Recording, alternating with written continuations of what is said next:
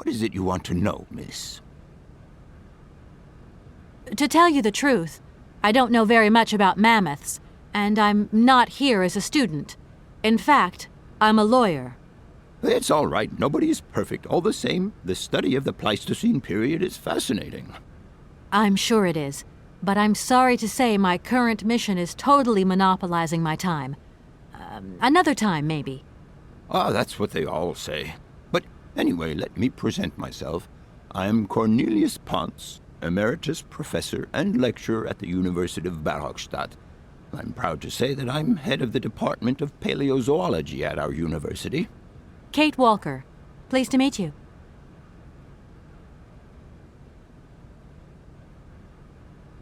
It wasn't really my intention to stop off here, but I'll confess, this university is really very impressive. Ah, indeed. There's such a tradition of learning here. And so much knowledge, a real depth of culture, intelligence, and gray matter. I myself did my studies here and never left. Actually, I'm here because I've been summoned by the rectors of the university. Oh, I see. You must have made a mistake on your enrollment form. Oh, no. I haven't come here to study.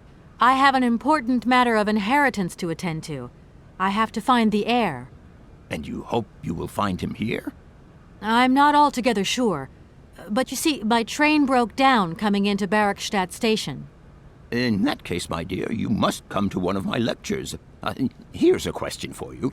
Do you know what the Proboscidean order is? The Probowhatian? Ah, you see? There are gaps in your knowledge that need refreshing. I feel I've lost my way a little here. I could really do with your help. Oh, my dear child, you've chosen your moment. I absolutely must finish off my lecture for this afternoon. It's a lecture about mammoths? Oh, yes and no. More specifically, it is about their migration. Do excuse me, I need to concentrate. To tell you the truth, I'm looking for Mr. Hans Vorarlberg. He's the sole heir of a very unusual factory. My company is in charge of negotiations for the takeover of this factory. At last word, he was living in Syberia. So, as soon as my train is ready, I'll be continuing my journey eastwards. Syberia. Ah, Syberia. But what was it you said again? Said what? You mentioned a name. The person you are looking for. Vorarlberg. Hans Vorarlberg. Do you know him? Hans Vorarlberg. How could I forget him? Such an extraordinary fellow. So inventive. We shared a passion for mammoths, you know, and we bonded over this passion. Without it, I confess, I would have had little to do with an odd, ageless retard like Hans. At the time, we were both students. Well, sort of. Put it this way. Hans had special permission to attend paleontology lectures. You see, he didn't really have the necessary qualifications. In exchange, Hans did a few odd jobs around the university. Your Hans Vorarlberg sounds uncannily like the one I'm looking for. I'm not sure, my dear. Hans was above all questions of money and business.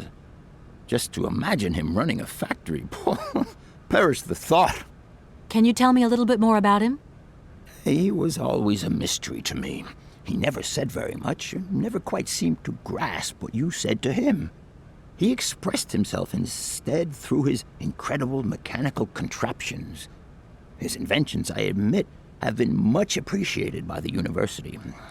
The few times we really did talk, it was about his strange interest for mammoths and a doll. Some sort of doll that obsessed him. A doll, you say? Yes. He kept talking about it. One day he described it to me. A sort of children's toy. A miniature mammoth mounted by a maut.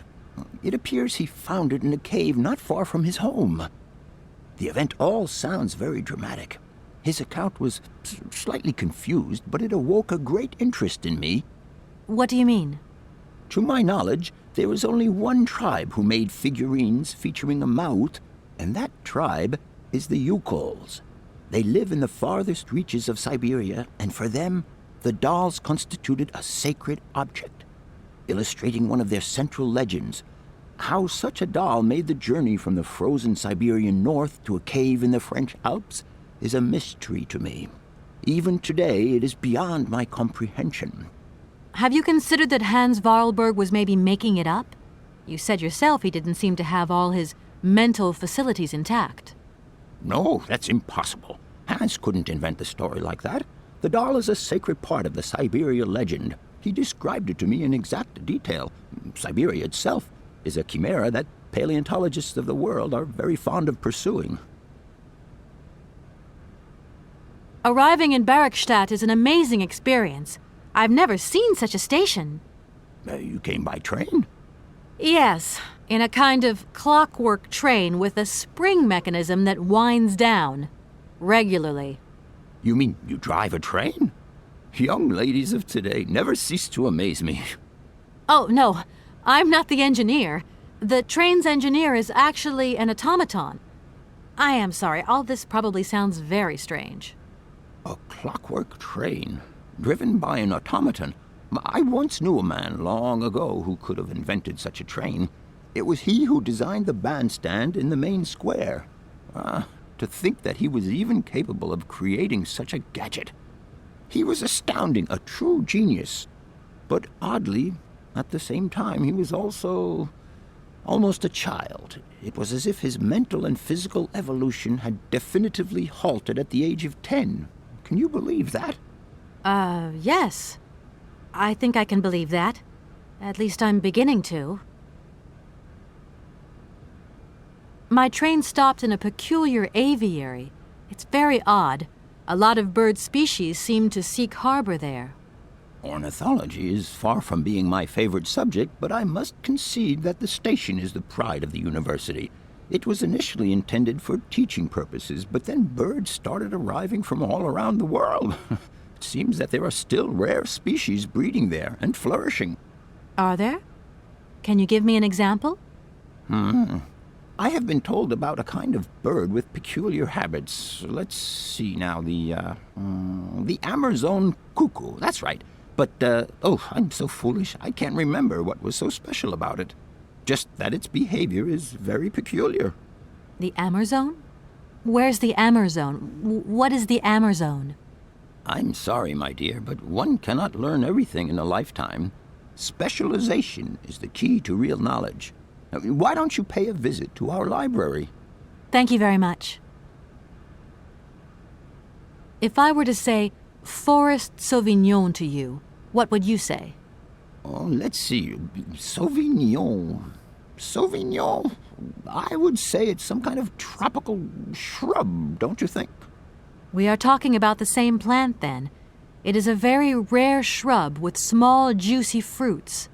I found a book about the Amazon, and it says that there are even Sauvignon plants growing right here in Bergstadt. You wouldn't know where, would you?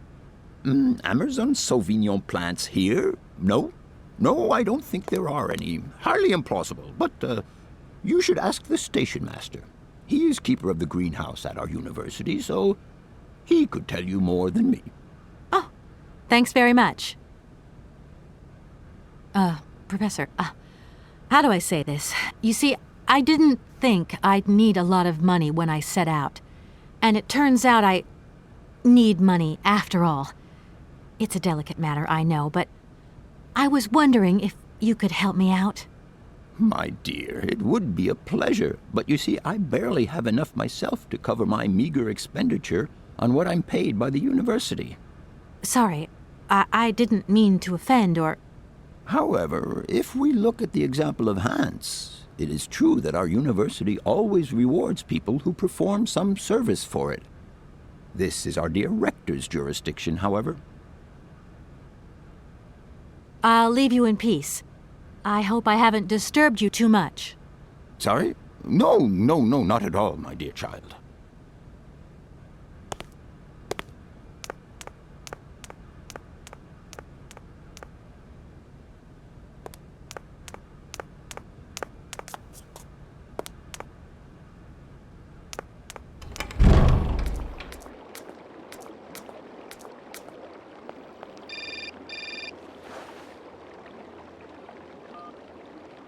Hello?